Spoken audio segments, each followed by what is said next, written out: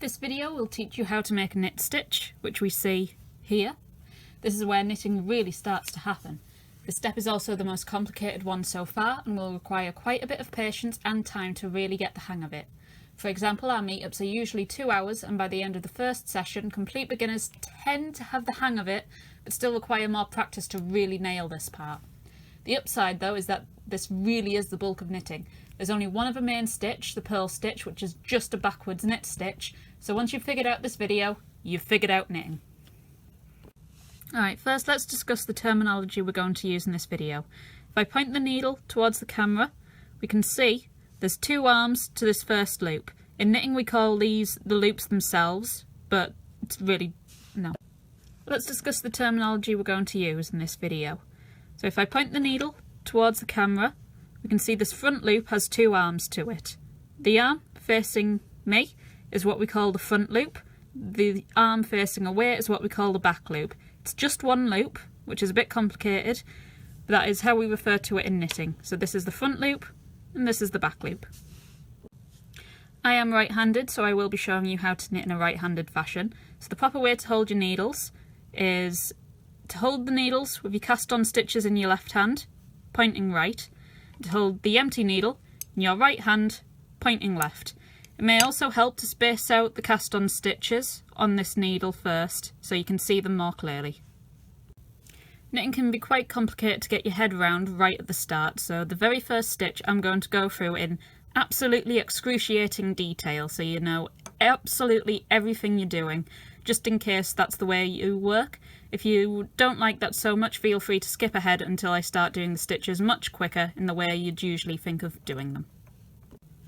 First we need to insert this needle through the first loop by going from the left to the right. So, like so, through the front loop. Like that. Show you again quickly. So, needle from the left to the right through the front loop. Like so. You now have them both pointing this way, so you're going to just gently rotate your right hand needle so it forms an X. It's also very helpful at this point to make it so that you're holding both needles with your left hand now. A lot of knitting is fancy finger work, and it can be a little rough going at the start, especially if you've never done much textile or needlepoint before, so if you're having trouble with any of the steps, remember to stay calm and keep trying. One good way to hold the needles at this point is by pushing the blunt ends of your needles into your stomach, so that helps hold it in place. You can also do it onto a table if you don't like pushing them into your stomach. Now, we're going to hold the yarn in our right hand and we're going to wrap it around the back needle. So that was the needle that was in our right hand and is now still pointing to the left. So what we're going to do is, using this yarn, we're going to go to the left, under, up, and then we're going to go right, only passing over the back needle, not the one in the front. So I'll show you that again. From the right, go to the left under, up, and pass over the needle to the left, but only the one on the right.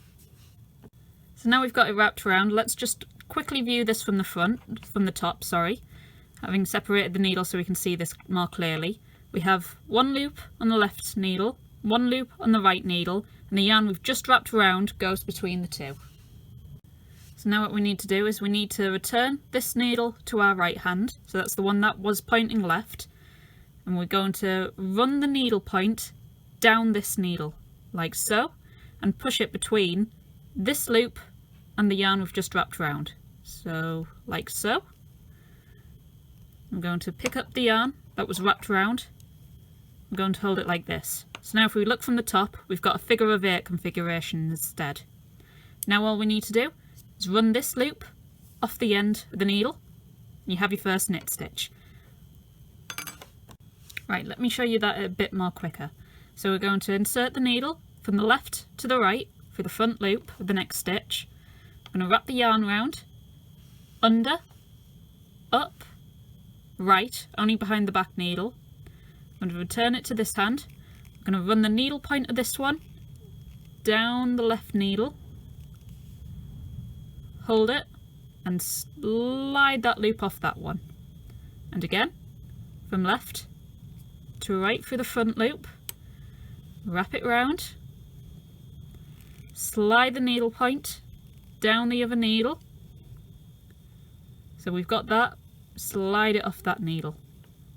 And again,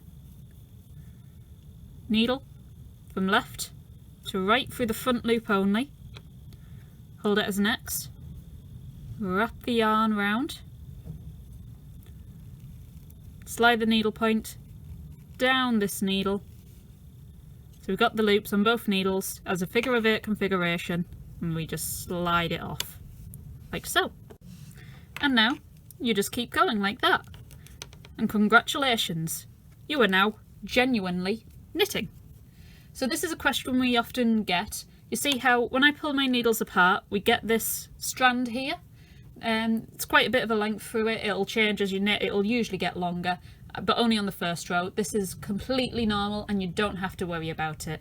This is from the cast on method we used. It's fast, it's easy, but it does cause this length to appear. Later on we'll show you another cast on method that avoids this, but for now ignore it and continue on. You might get a loop at the end, but it won't change how you knit. Okay, so now we see that I'm getting to the end of my first row. So I'll just show you how you move on to the next row. So we just finish these last 2 stitches, including the initial slip knot, like so. Now to move on to the next row, this is really, really easy. All you have to do is swap the hand you're holding the needles in. So move the right needle to your left hand and vice versa. So now you've got all the stitches in your left hand needle again and an empty needle in your right hand. And that's it. Remember, there's no race here, so if you need to rewatch the video 1,000 times, or if you take 8 hours to complete your first row, that's absolutely fine. So long as you're enjoying learning, you can do it, and we hope you've enjoyed this video.